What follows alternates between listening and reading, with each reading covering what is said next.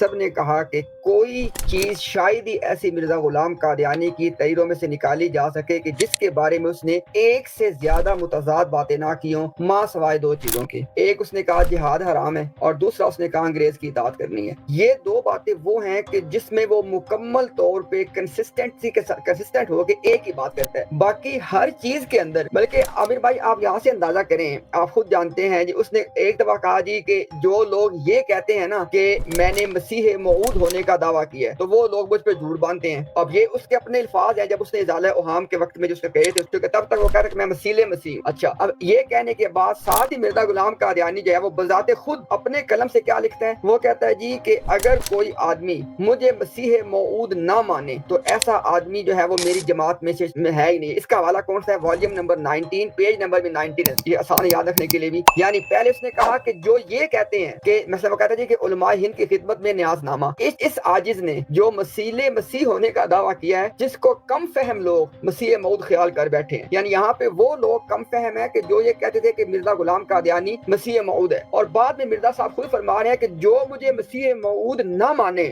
وہ بندہ جناب میری جماعت میں نہیں ہے۔